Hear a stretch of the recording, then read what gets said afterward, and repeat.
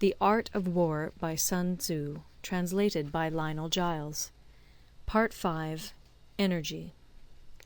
Sun Tzu said, "The control of a large force is the same principle as the control of a few men. It is merely a question of dividing up their numbers." Fighting with a large army under your command is nowise different from fighting with a small one. It is merely a question of instituting signs and signals. To ensure that your whole host may withstand the brunt of the enemy's attack and remain unshaken, this is effected by maneuvers direct and indirect. That the impact of your army may be like a grindstone dashed against an egg, this is effected by the science of weak points and strong. In all fighting, the direct method may be used for joining battle, but indirect methods will be needed in order to secure victory. Indirect tactics, efficiently applied, are inexhaustible as heaven and earth, unending as the flow of rivers and streams. Like the sun and moon, they end but to begin anew. Like the 4 seasons, they pass away to return once more.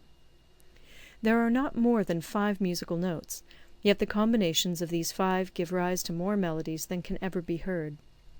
There are not more than 5 primary colors, blue, yellow, red, white, and black, yet in combination they produce more hues than can ever be seen.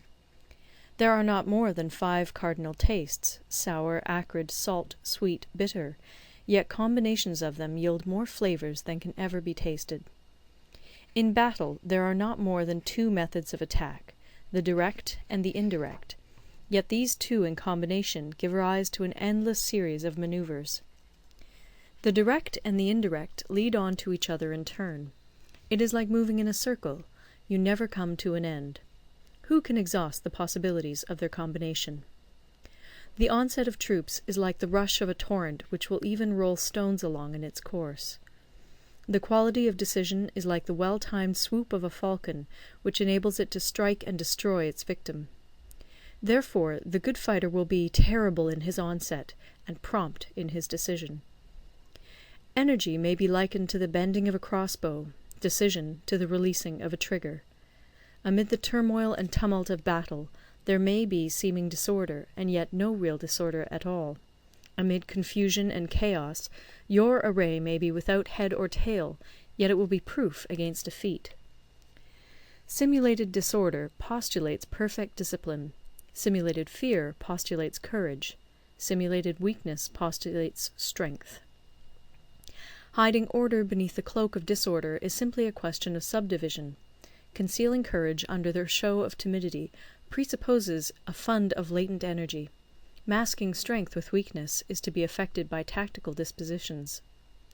Thus, one who is skilful at keeping the enemy on the move maintains deceitful appearances, according to which the enemy will act. He sacrifices something that the enemy may snatch at it. By holding out baits, he keeps him on the march. Then, with a body of picked men, he lies in wait for him. The clever combatant looks to the effect of combined energy, and does not require too much from individuals. Hence his ability to pick out the right men and utilize combined energy. When he utilizes combined energy, his fighting men become as it were like unto rolling logs or stones, for it is the nature of a log or stone to remain motionless on level ground, and to move when on a slope. If four-cornered, to come to a standstill, but if round-shaped, to go rolling down. Thus the energy developed by good fighting men is as the momentum of a round stone rolled down a mountain thousands of feet in height. So much on the subject of energy. End of Part 5. Part 6. Weak Points and Strong. Sun Tzu said, "Whoever is first in the field and awaits the coming of the enemy will be fresh for the fight. Whoever is second in the field and has to hasten to battle will arrive exhausted." Therefore, the clever combatant imposes his will on the enemy, but does not allow the enemy's will to be imposed on him. By holding out advantages to him, he can cause the enemy to approach of his own accord, or, by inflicting damage, he can make it impossible for the enemy to draw near. If the enemy is taking his ease, he can harass him. If well supplied with food, he can starve him out. If quietly encamped, he can force him to move. Appear at points which the enemy must hasten to defend. March swiftly to places where you are not expected.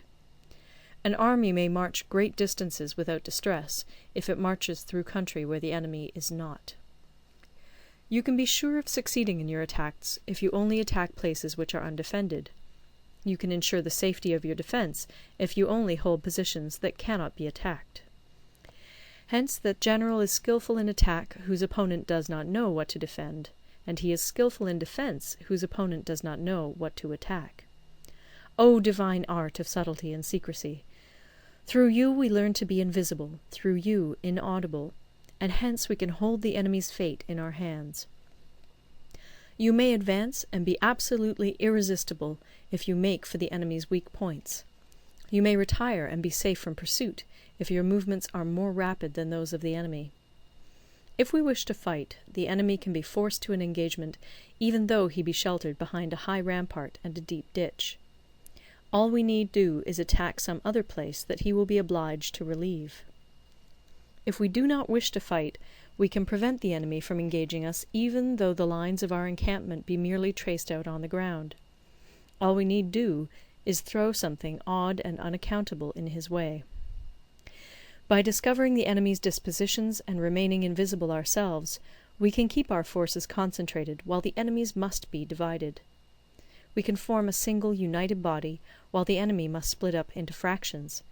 Hence there will be a whole pitted against separate parts of a whole, which means that we shall be many to the enemy's few. And if we are able thus to attack an inferior force with a superior one, our opponents will be in dire straits.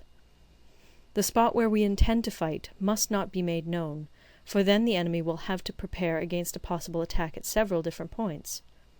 And his forces being thus distributed in many directions, the numbers we shall have to face at any given point will be proportionately few. For should the enemy strengthen his van, he will weaken his rear. Should he strengthen his rear, he will weaken his van. Should he strengthen his left, he will weaken his right. Should he strengthen his right, he will weaken his left. If he sends reinforcements everywhere, he will everywhere be weak. Numerical weakness comes from having to prepare against possible attacks.